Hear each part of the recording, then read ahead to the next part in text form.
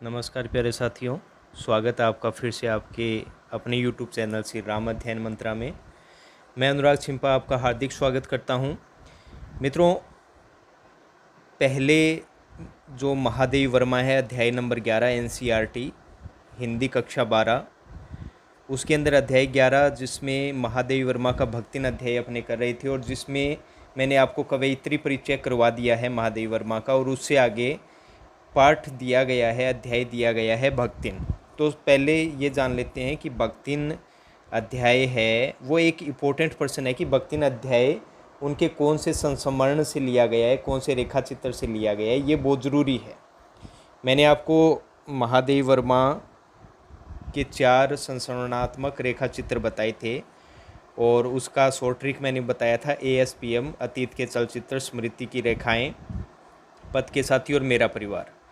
अब मित्रों, अगर अपने भक्तिन की बात करें तो सबसे पहले पाठ परिचय कर लेते हैं अपने। अगर भक्तिन की बात करें तो आपको दिखाई दे रहा है, तो ये जो भक्तिन अध्याय है वह महादेवी जी का प्रसिद्ध संस्मरणात्मक रेखा चित्र है जो स्मृति की जो रेखाएं हैं उससे लिया गया है। आपको स्पष्ट दिखाई दे रहा होगा। वर्तमान में संकलित है। इसमें महादेवी जी ने अपनी सेविका भक्तिन के अतीत और वर्तमान का परिचय देते हुए उसके व्यक्तित्व का बहुत दिलचस्प खाका खींचा है। महादेवी के घर में काम शुरू करने से पहले उसने कैसे एक संघर्षशील, मतलब संघर्ष के साथ, स्वाभिमानी और कर्मठ का अर्थ होता है अपने क्रम में लगे रहना, जीवन जिया। ये भक्तिन के बारे में दिया गया है। कैसे पितृ सत्तात्मक मान्यताओं, मतलब जो हमारे पुरानी पीढ़ी थी उनकी जो मान्यताएं होती है, और छल छदम, मतलब पग पग पर धोखा मिलना, उस समाज में अपने और अपनी बेटियों के हक की लड़ाई लड़ती रही और उसमें हार कर कैसे ज़िंदगी की राह पूरी तरह बदल लेने के निर्णय तक पहुंची, उसका अत्यंत संवेदनशील चित्रण इस पाठ में हुआ है।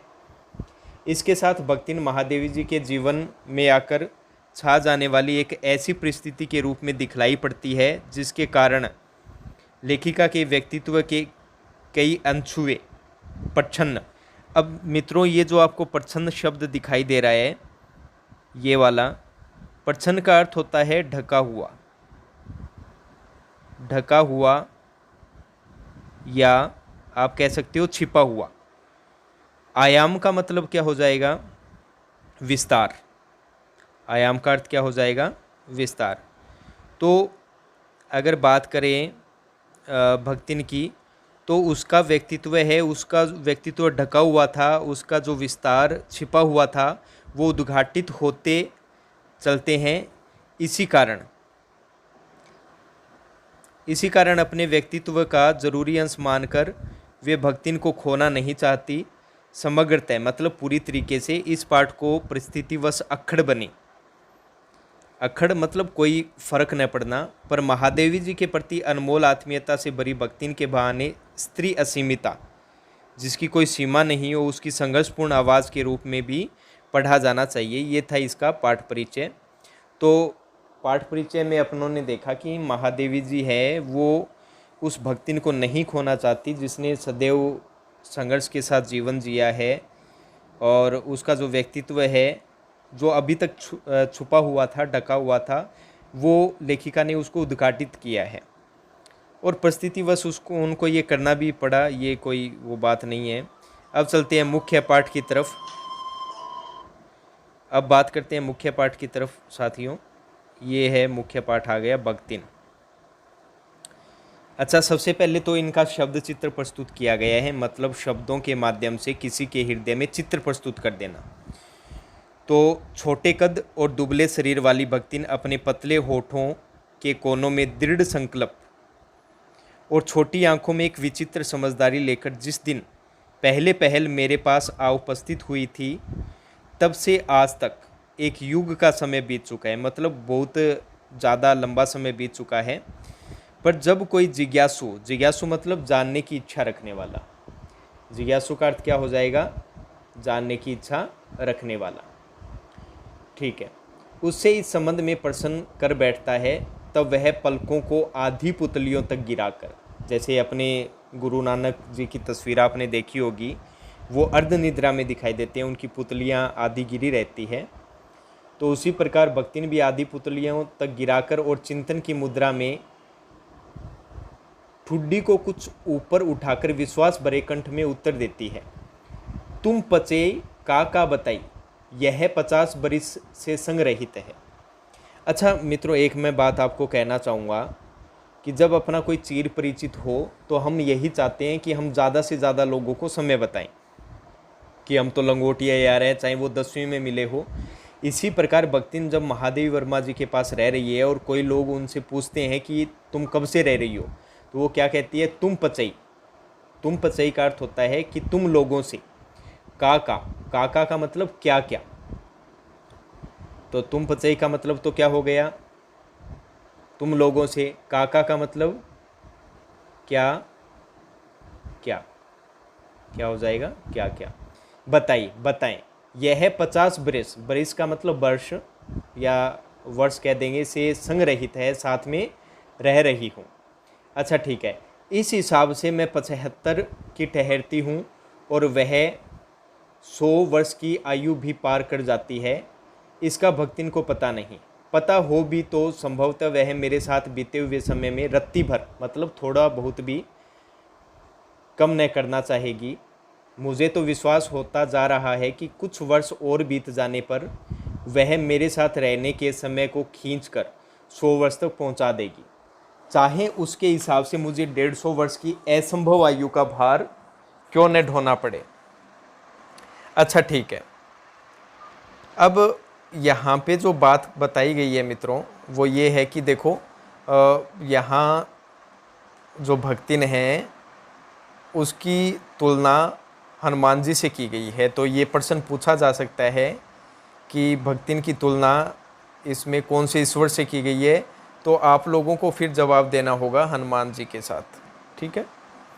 तो सेवक धर्म में हनुमान जी से स्पर्धा, स्पर्धा का मतलब होता है होड़, क्या हो जाएगा मित्रों, होड़ करने वाली भक्तिन किसी अंजना की पुत्री न होकर एक अनाम धन्या गोपालिका की कन्या है। गोपालिका का मतलब होता है गाय को पालने वाली। अनाम धन्या ये भक्तिन का क्या है, भक्तिन की माता का नाम है अनाम धन्या, उनकी कन्या है। तो आपसे ये भी पूछा जा सकता है कि भक्तिन की माता का क्या नाम है, तो आप बताएंगे अनाम धन्या, और वो क्या कार्य करती थी, तो वो आप बताएंगे गोपालिका। तो अब जो भक्तिन है उनका मूल नाम क्या है, लक्ष्मीन। ये तो हो गया देशज भाषा में, जो देसी भाषा होती है, अर्थात लक्ष्मी। तो भक्तिन का मूल रूप से नाम क्या था, लक्ष्मी। पर जैसे मेरे नाम की विशालता मेरे लिए ध्रुवय है, ध्रुवय मतलब जिसको ढोया न जा सके, ये मुख्य शब्द है मित्रों। ध्रुवय का अर्थ क्या होता है, जिसको ढोया न जा सके, ढोया न जा सके, ये हो जाएगा ध्रुवय का अर्थ, जिसे ढोया न जा सके। ठीक है साथियों, अब आगे चलते हैं। वैसे ही लक्ष्मी की समृद्धि भक्ति के कपाल की कुंचित रेखाओं में नहीं बन सकती, मतलब उसकी किस्मत में ऐसी चीज नहीं है।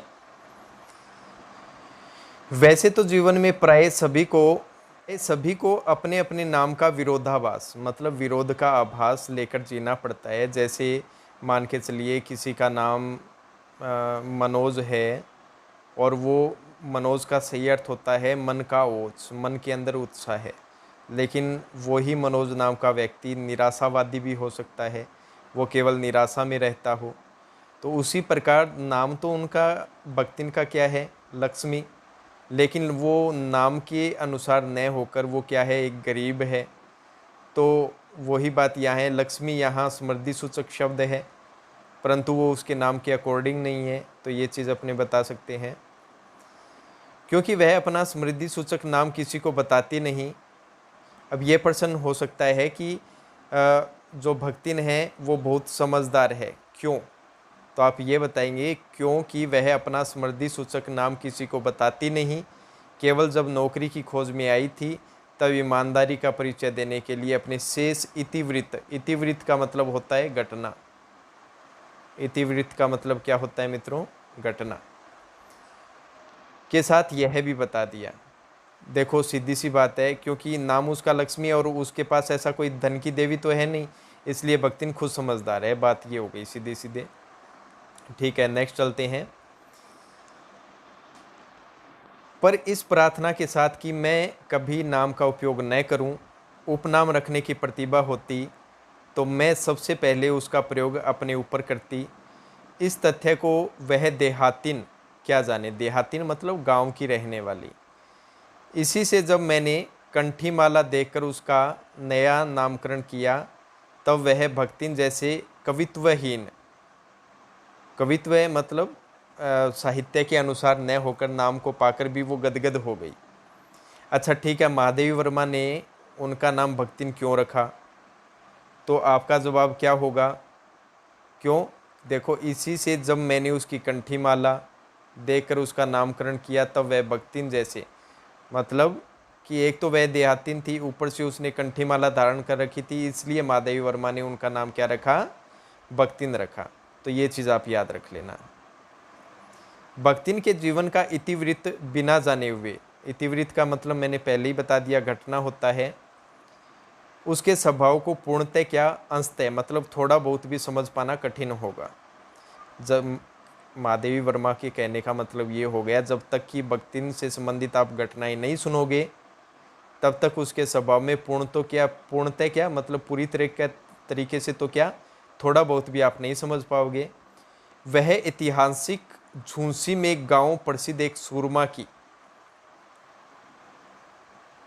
इकलौती बेटी ही नहीं। अब ये याद रख लेना। अब आपसे ये क्वेश्चन एक किया जा सकता है कि भक्तिन कौन से गांव की थी, तो आप बताएंगे झूंसी। और झूंसी कहाँ पर है?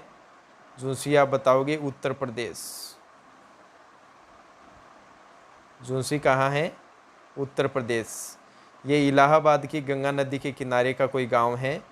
वह एक सूरमा, अब उनके पिता का क्या नाम है? सूरमा। ये कौन है? उनके भक्तिन के पिता। तो ये दो क्वेश्चन अपने यहाँ बन गए हैं। अब नेक्स्ट चलते हैं अपने। तो सूरमा की इकलौती बेटी ही नहीं, मतलब वो इकलौती थी, ये भी याद रख लेना आप।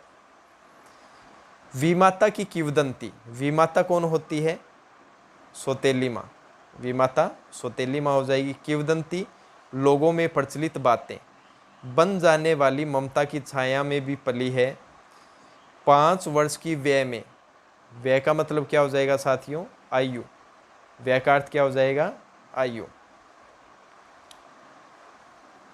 तो 5 वर्ष की आयु में उसे हंडिया ग्राम, ये याद रखना, हंडिया ग्राम के एक संपन्न गोपालक की सबसे छोटी पुत्र वधू बनाकर पिता ने शास्त्र से 2 पग आगे रहने की ख्याति कमाई। कहते हैं ना कि भाई ठीक है, बच्चे पाल पोस कर बड़े कर दिए, पढ़ाई लिखाई करवा दी, अब उनकी शादी कर दी, मतलब अब शास्त्र के अनुसार उन्होंने अपनी जो जिम्मेदारी है वो पूर्ण कर ली। इसी प्रकार पिता ने भी उनका क्या कर दिया? विवाह कर दिया। कहाँ? हंडिया ग्राम में। और छोटी पुत्र वधू के रूप में उनकी शादी हो गई थी। अच्छा ठीक है, अब 9 वर्षीय युवती का गोना, सबसे बड़ी बात है गोना क्या होता है मित्रों? शादी के बाद में जब पहली बार पति अपनी पत्नी को लेने के लिए ससुराल जाता है, उस समय वो गोना कहलाता है। ठीक है, पहले समय में, प्राचीन समय में क्या होता था कि भाई शादी 2-3 वर्ष की जब आयु होती थी लड़के या लड़की की, तब फिक्स कर दी जाती थी। अच्छा, उसके बाद में दोनों अपने अपने घर रहते थे। जब उनकी आयु हो जाती थी, विवाह के लायक हो जाती थी, तब उसका पति उसको अपने घर से ले जाता था, वो गोना कहलाता था।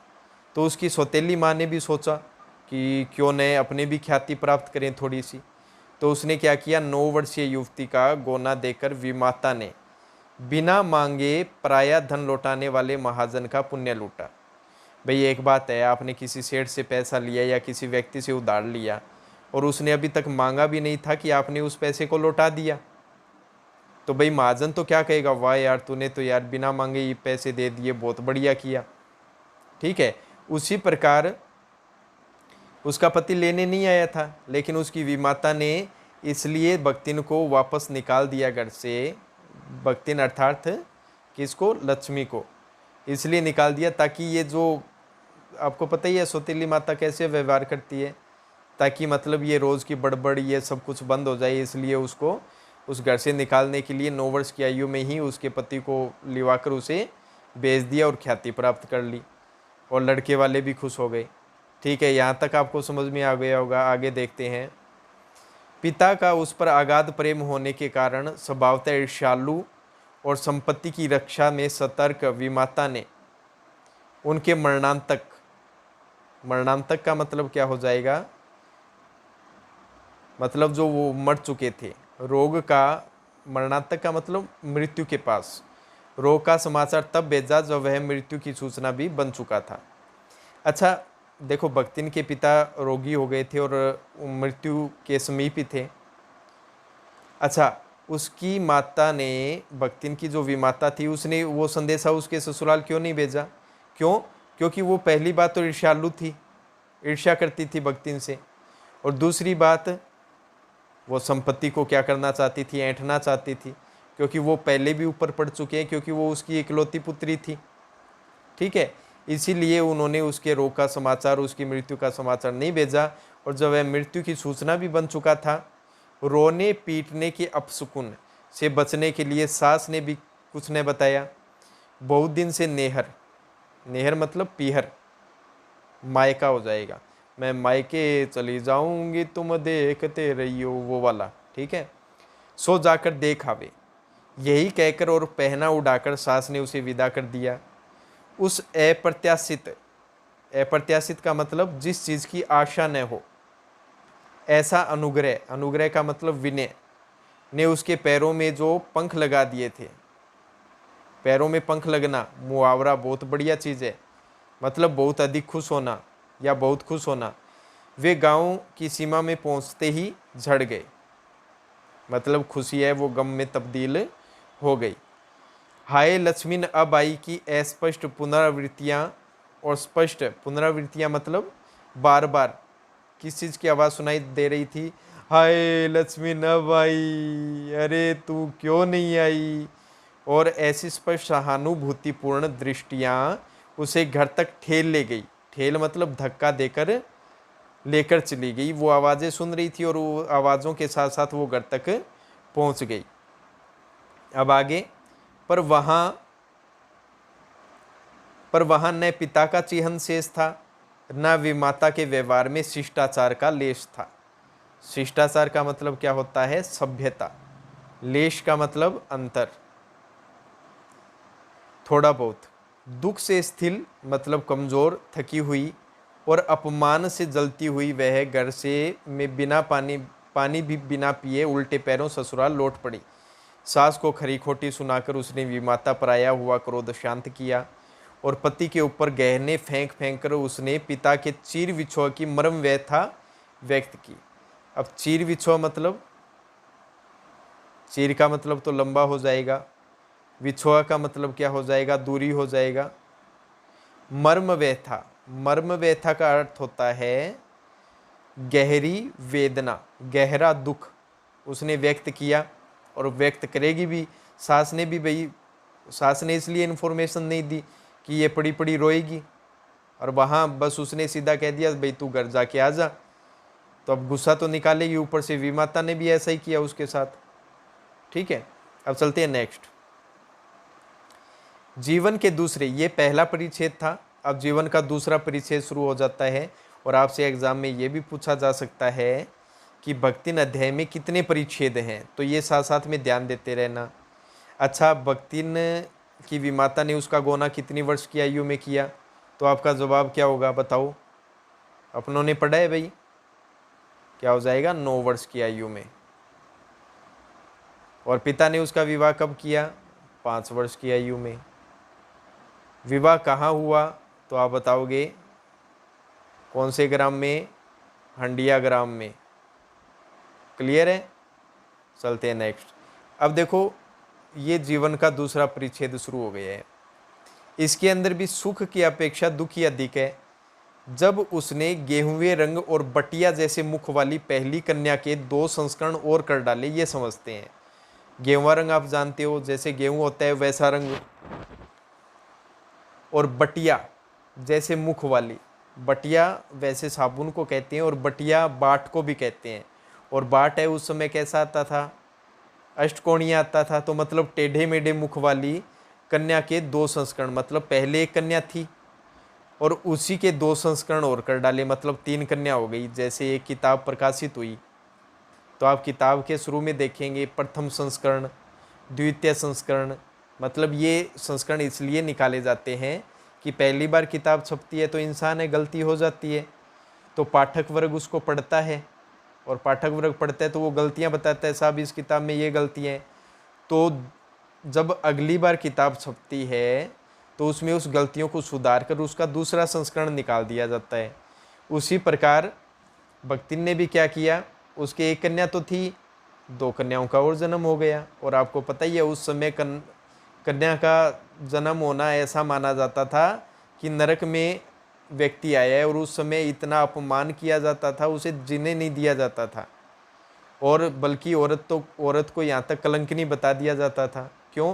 क्योंकि उस समय ये सोचा जाता था कि बेटा है वही वंश चलाएगा, वही घर चलाएगा। तो कहने का मतलब महादेवी वर्मा ने यहाँ पे स्त्री विमर्श के प्रति स्त्री की जो स्थिति थी उस समाज में उसके बारे में भी बताया, याद रखना आप। आगे क्या है, तब सास और जेठानियों ने होठ बिचकाकर, होठ बिचकाना क्या अर्थ होता है, ये मुहावरा है होठ बिचकाना, नापसंद करना, उपेक्षा मतलब निंदा करना।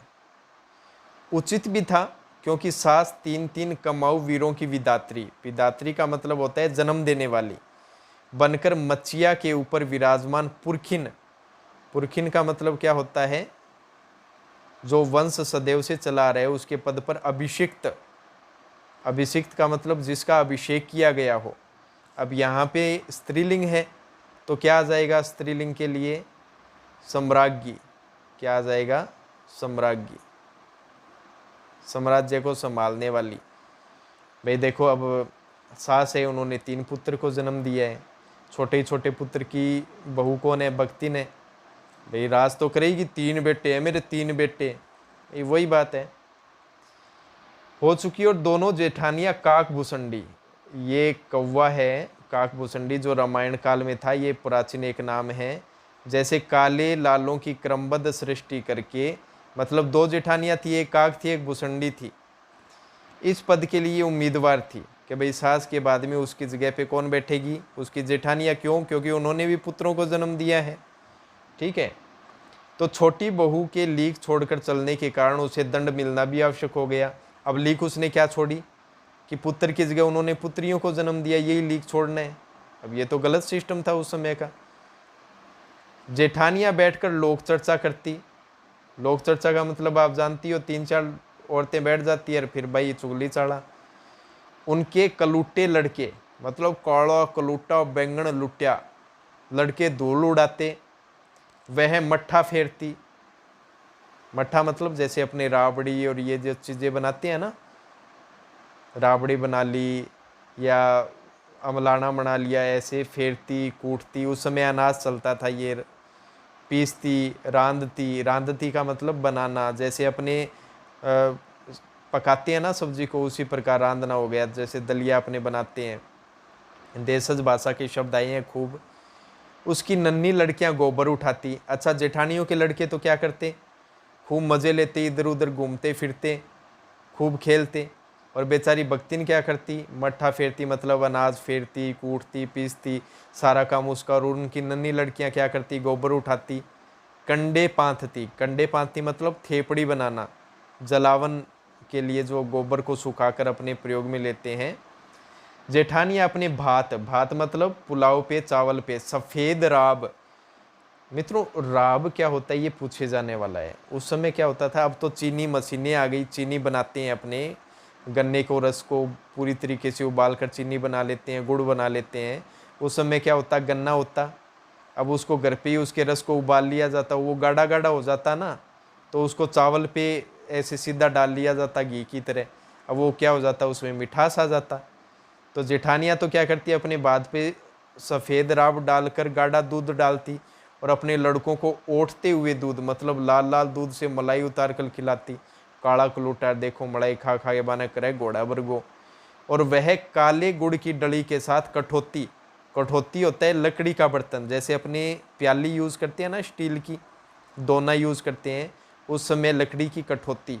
कठौती में गंगा आपने सुना होगा कि मतलब छोटे से पात्र में पूरी गंगा आ जाना, वही छोटे से पात्र में मट्ठा पाती और उसकी लड़कियां चने बाजरे की घुघरी चबाती।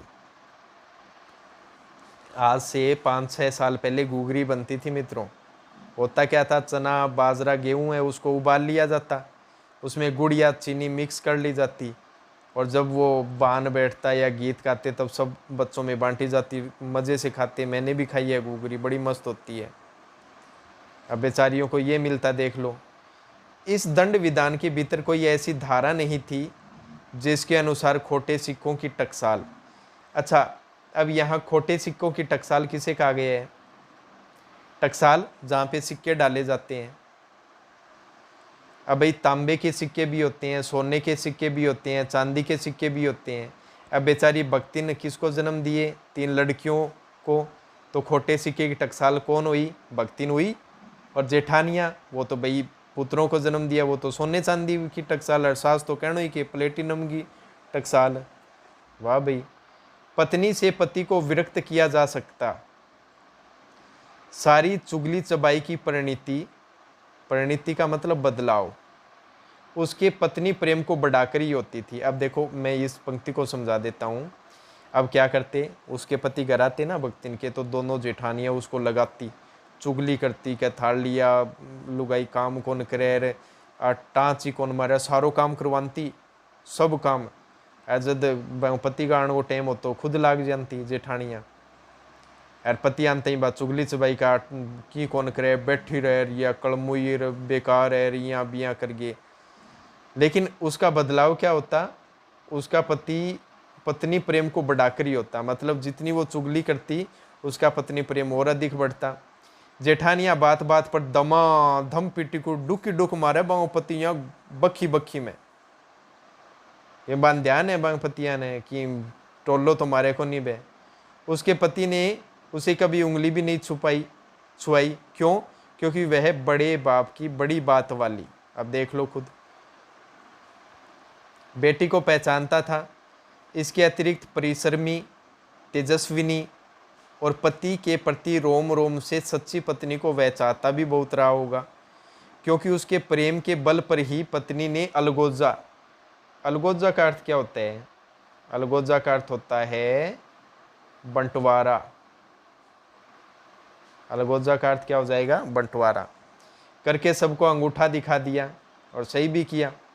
भाई पति साथ में है तो उसको क्या डर है, उसने बंटवारा कर लिया।